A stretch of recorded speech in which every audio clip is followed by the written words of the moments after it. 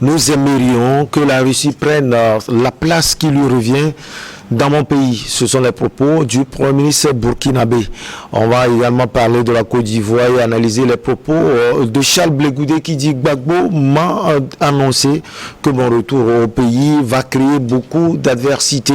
En Guinée-Conakry, cité plusieurs fois par Dadis Camara, Sekouba Konaté, l'ancien président de la transition et ancien ministre de la défense de ce pays, visé par des poursuites. On termine par le Togo. On va parler de l'ANC, demande de démission de Jean-Pierre Fabre. Nos invités sont déjà en place. Ce sont des experts. Oris Donkovi, activiste panafricain, Marc Niazou, lui, les journalistes, analyste politique, et notre ami Firmin Teko Agbo, chroniqueur politique, directeur du Centre de recherche et de géopolitique internationale qui porte son nom. Soyez confortablement assis. Oris Donkovi, ça va? Oui, ça va. Merci. Je salue tout le monde, tous ceux qui nous suivent. C'est un plaisir d'être sur le plateau. Marc, je suis très heureux de vous revoir. Vous allez bien? Également, très ravi, comme j'ai l'habitude de le dire, si vous faites partie de la table, vous êtes assis à la table avec les grandes personnalités, c'est vraiment une joie. Donc, je salue déjà tous les téléspectateurs et également mon cher Rémi qui est parmi nous, que j'aime beaucoup. Firmin?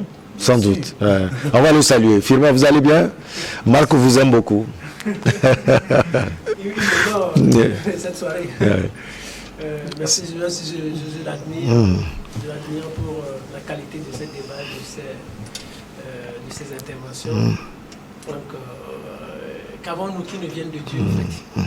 Donc, je salue tous ceux-là qui nous regardent. Et Michel, merci de m'avoir invité. C'est moi qui vous remercie. On commence donc par le pays des hommes intègres. Le chef du gouvernement de transition a accordé une interview au cours d'une visite secrète à Moscou, diffusée ce mardi 20 décembre 2022. Il a appelé au renforcement des relations entre les deux pays et invité la Russie à s'engager plus dans la lutte contre le terrorisme au Burkina Faso. Le Burkina Faso souhaite que la Russie devienne un allié dans le domaine de la lutte contre le terrorisme, comme tous nos partenaires, a-t-il déclaré. Il a dit avoir rencontré plusieurs personnalités russes avec qui il a parlé de cette lutte contre les groupes armés djihadistes et qui écument le pays plus de 7 ans. Oris Donkovi, est-ce une bonne nouvelle pour le Burkina Faso d'avoir la Russie à ses côtés, surtout sur le plan sécuritaire? Mettons que c'est le gouvernement burkinabé par rapport à la feuille de route qu'il s'est donnée, qui a même de décider quels sont les meilleurs acteurs qui doivent intervenir au niveau de son pays et dans le cadre sécuritaire. Pour ce qui est de la Russie, et pour ce que l'on en sait, c'est que le Mali n'est pas dans la décrépitude qu'on avait prédit. C'est la même chose pour la RCA qui organise bientôt ses élections, si ce n'est déjà fait. Mais donc, pour moi, un État souverain a le droit tout à fait comment dirais-je, de chercher les alliés qu'elle estime les plus efficaces. Après, si vous voulez, je trouve qu'il y a quand même un deux poids, deux mesures, parce que on a un ministre burkinabé qui va à la quête d'alliés pour solutionner son problème. Et en face, on a un président, qui est par exemple celui du Ghana. Le président ghanéen, Nana Akufo-Addo, qui va... On se souvient, lors de ce sommet Afrique-Amérique. Qui réclame l'interventionnisme américain dans son pays. Ce que moi je trouve beaucoup plus gravissime que le cas burkinabé, malien ou même centrafricain, quand on sait ce que c'est que l'interventionnisme américain dans les régions du monde. Donc, pour moi, c'est, comment dirais-je, c'est un État et libre à lui de choisir les alliés qu'il estime. Après, si vous voulez, alors là où je trouve un peu paradoxal, c'est que ceux qui reprochent aux États africains de négocier avec la Russie sont ceux qui négocient avec la Russie. C'est ça qui est paradoxal. On voit l'Amérique chaque fois, nonobstant cette guerre qui les oppose avec La Russie, oui, on la voit toujours avec la Russie. L'Amérique a des échanges avec l'État russe, l'Amérique a des échanges commerciaux avec l'État russe, des échanges financiers avec l'État russe. Il y a un conciliabule permanent entre ces deux États. Vous regardez l'Union européenne, c'est pire. Il y a des transactions, des deals, des affaires, du business, ainsi de suite et tout. Donc, je ne comprends pas. Alors, comment se fait-il que les États-Unis peuvent avoir un conciliabule avec les Russes, que les Européens puissent avoir un conciliabule avec les Russes, et que dès qu'un État africain souhaite avoir un conciliabule avec les Russes, on lui dise non, c'est dangereux que tu discutes avec les Russes. Ça n'a pas de sens. Comment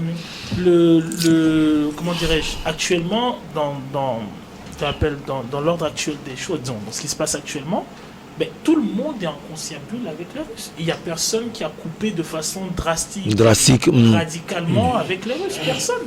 Mais personne. Encore aujourd'hui, on négocie, on essaie de voir comment on va négocier les hydrocarbures russes, comment on va négocier les engrais russes, comment on va négocier le blé russe. Je voulais dire que l'Afrique est donc libre de négocier avec la Russie. Alors, l'Afrique est donc libre de négocier avec la Russie. L'Afrique le fait qu'elle négocie avec la Russie ne signifie pas systématiquement qu'elle lui offre tout. Ouais. Lorsque, par exemple, je vais donner un exemple, si je prends par exemple mettons le cas du Togo. Ben, au Togo, vous avez des hommes d'affaires chinois, vous avez des hommes d'affaires américains, vous avez des hommes d'affaires turcs, vous avez des hommes d'affaires qataris, vous avez des hommes d'affaires européens. Pourtant, les États-Unis ont des litiges avec les Chinois. Les Turcs ont des litiges avec les Qataris ou les Saoudiens. Les Européens ont des litiges avec les Chinois et parfois des litiges avec les Américains. Cela n'empêche pas le Togo d'avoir cette multitude de partenaires. Alors, pourquoi va-t-on contester à un pays de se prévaloir du droit de négocier avec les partenaires qu'il souhaite? Au même moment, Firmete Kouagbo, on peut analyser, surtout avec minutie, l'intervention de Apollinaire Joachim de Tempela. Au même moment, on peut également analyser l'intervention de Nana Akufo-Addo. C'était lors du sommet USA-Afrique. On a vu ce qu'il a demandé aux États-Unis, aux Russes l'a dit tout à l'heure. Alors, comment vous voyez les deux situations? J'ai deux petites choses à relever. La première chose, c'est pour dire que le Premier ministre burkinabé a raison de choisir, ou son pays a raison de choisir le partenaire qui lui convient le mieux. Ça, personne ne peut lui interdire. Mais la deuxième chose, c'est au niveau du pragmatisme. C'est le langage, au fait, qui gêne. Vous savez, je vous donne juste un petit exemple. Vous avez suivi l'entretien du président togolais Faure Gnassingbé sur New World, qui parlait du football. Si vous décryptez tout l'entretien, il n'a jamais parlé d'occidentaux. Il n'a jamais parlé de blancs. C'est-à-dire, il parle d'équipes africaines et les autres équipes. Il dit par rapport à New World, New World n'a rien à envier à d'autres chaînes. Il a parlé du Brésil, il a parlé de il ne doit personne finalement. Il ne doit personne, c'est-à-dire il ne discrimine pas le débat. C'est-à-dire il a des propos beaucoup plus rassemblés, c'est-à-dire il ne dérange personne dans ses propos. Ça veut dire simplement que c'est un chef d'État beaucoup plus réfléchi. Et beaucoup plus diplomate. Parce que c'est que... On le voit aussi dans ses partenariats, comme Maurice l'a dit tout à l'heure. Regardez par exemple, tout le monde sait que le Togo a un partenariat avec la Russie. Le Togo est bien avec la Russie.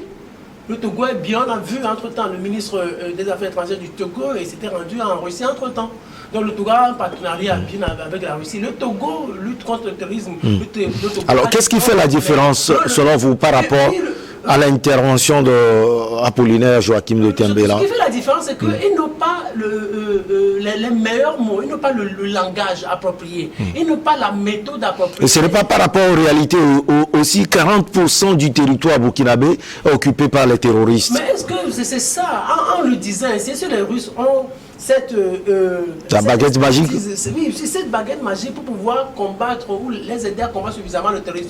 C'est la question que je me pose. Et puis ce qui est dérangeant un peu en Afrique, c'est comme on trouve quelqu'un comme Messi et tout le monde saute sur ce Messi-là. C'est comme l'histoire des cybercafés, qui apparaissait vers l'an 2000 au début des années 2000. Tout le monde cybercafé, vous allez dans tous les coins, tout le monde cybercafé. On voit la suite aujourd'hui. On voit la suite aujourd'hui. On croit que là, c'est la Russie qui est le Messie. La Russie ne va rien résoudre comme problème en Afrique. Ça, il faut qu'on se le reconnaisse. La Russie ne va rien résoudre. Il n'y a pas déjà des avancées? Aux Russes parlait tout à l'heure de la République centrafricaine. Aux Russes a parlé également du Mali. Alors, il y a eu quand même quelques avancées, Firmin Tekoago. Quand vous parlez d'avancées, vous avez parlé du Mali aussi. Il y a le chef d'une organisation islamique qui a réagi en début de semaine ou en fin de semaine. Et qui parle de situation sécuritaire et alimentaire qui n'ont pas changé. Qui n'ont pas véritablement changé. Et puis il a appelé les autres, a dit la vérité. Ou non, il a appelé le président de la transition, ou toute la transition a dit la vérité. Peut-être c'est son avis, Firmin. Non, peut-être, c'est pas peut-être son avis, c'est son avis, mais c'est la réalité au fait. C'est-à-dire, avec la Russie, vous pouvez faire quoi? Vous ne pourrez rien faire. Moi, j'ai toujours l'habitude de le dire, les Occidentaux se sont partagés l'Afrique depuis le 19e siècle. Et aujourd'hui, on ne peut pas venir le leur retirer. Ce que la France attend, ce que les gens croient que la France a fait dormir, et n'oubliez pas, les Occidentaux sont des plus rancuniers. Ce que la France attend, la France sait que du jour au lendemain, Goïta va quitter le pouvoir. La France sait pertinemment que du jour au lendemain, Touadéra va quitter le pouvoir. La France sait que du jour au lendemain, Ibrahim Traoré, au Burkina, ils vont quitter le pouvoir. Peut-être il y aura encore d'autres coups d'État. Ils vont quitter le pouvoir. C'est pour ça que les Occidentaux sont en train de les regarder. On ne refuse à personne, on n'interdit à personne de négocier ou de se choisir quel partenaire que ce soit. Mais c'est la méthode. On n'a pas besoin de tenir de tels propos. Il n'en a pas besoin. Il n'a même pas besoin on n'a pas besoin de ces propos dans ces circonstances. On lui demande, il dit non, qu'en réalité, nous négocions avec tous les partenaires, mais nous respectons tout le monde. C'est comme Fonia Singbe l'a dit. Sur ce point, je l'admire. Parce qu'il a dit en 2018, je le rappelle toujours, il dit, mais nous avons eu des partenariats de par le passé, nous avons vu les résultats que nous avons engrangés. Pourquoi ne pas essayer encore d'autres partenariats pour voir à l'avenir ce qu'on pourrait avoir comme résultat? Ça, c'est un langage diplomatique. La Russie ne va résoudre aucun problème. Les Maliens sont en train de souffrir. Moi, donc on lui a dit que au niveau du Mali, ça va plus ou moins de façon un peu plus... Rien ne va, selon vous? Rien ne va. Les Maliens sont en train de souffrir. Il faut qu'on se dise la vérité. Les Maliens sont en train de souffrir. Mais ils n'iront pas loin, vous le savez. Alors, le langage policier, en fait, ce n'est pas Wagner qui fâche finalement Marc Niazou, parce que le chef de l'État ghanéen l'a souligné aux États-Unis d'Amérique. Il a parlé du groupe Wagner. Je ne suis pas totalement d'accord avec Firmin. Et ça fait la beauté du débat. Oui, c'est vrai que le Premier ministre, au départ, avait un langage diplomatique. Il avait dit, je rappelle à mon aîné Firmin, qu'il avait dit que le Burkina est prêt à négocier avec tous les partenaires. Ouais. Le PM l'avait dit. Dès qu'on l'avait nommé, je me souviens. Donc, il rejoint également Fonia Singbe, que son pays est prêt à négocier avec tous les partenaires. Mais quand son président fait un premier tour à Bamako au Mali, lui il va à Moscou. Le PM ne parle pas de lui-même. Vous voyez Assimi Goïta parler tous les jours? Non. Mais qui parle? C'est Dr Shogel qui parle. C'est son PM qui parle. Il reçoit toujours du président de la transition. C'est la même chose avec l'autre là. Le Premier ministre Joachim de Tembela. Oui, Apollinaire. Quand son président est parti voir Assimi Goïta, mais il a reçu quelque chose. Et aujourd'hui, il a laissé la diplomatie et il part sans langue de bois. Il dit directement. Et qu'est-ce qu'il veut comme? Pourquoi il négocie avec la Russie? La Russie. Mais c'est pour lutter contre le terrorisme. Mais personne ne me dira le contraire. En contrepartie, on a l'exploitation des mines d'or. On en a parlé récemment. Chaque partenaire qui vient a toujours son agenda caché. Et ça, tout le monde le sait. Ils ne viennent pas pour faciliter simplement la chose, non. Mais quand ils te donnent derrière la carotte, il y a toujours un bâton.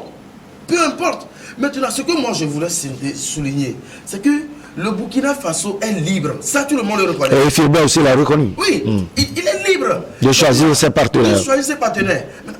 Pourquoi tout le monde commence par s'écousiller que mais pourquoi vous voulez que la France reste toujours? La France a été toujours... Non, ici on ne parle plus de la France. On parle du groupe Wagner, peut-être. Quand on parle de la Russie, Pourquoi vous ne voulez pas qu'on rompe avec les Occidentaux? Les Occidentaux qui négocient avec la Russie pour le pétrole, pour le gaz. Mais si comme Maurice l'a dit tout à l'heure, il s'agit des blessés qu'on sort aujourd'hui, il dit non. Bientôt, on va revenir au Togo. Je vais le dire. Pendant le jour, on fait comme s'il n'y a rien, on est radical. Mais pendant la nuit, on fait autre chose. Pour négocier. Mais on ne peut pas aller de l'avant. Mais aujourd'hui, eux, ils s'affirment. Nous voulons travailler avec la Russie. Et ils ont leur droit. Ils ont le droit de travailler avec la Russie. Pour quelle raison? Parce que la Russie fait gagnant-gagnant. Que Filmer le veuille ou non, la Russie fait gagnant-gagnant. Que les gens le veuillent ou non, la Russie fait gagnant-gagnant. Mais quand la France était là, qu'est-ce qu'elle faisait? Rien. Donc aujourd'hui, laissons, moi je dis, laissons les Burkinabés, pas les Burkinabés, les Africains, non pas les Africains, les militaires là, fais le travail. Ils ont combien de jours, ils ont combien d'années à faire? À peine 4 ans ils vont quitter. Mais s'ils n'ont pas bien fait, mais l'histoire en retiendra. Ils n'ont pas bien fait, on va les juger. Mais ils sont là aujourd'hui. Pour un résultat.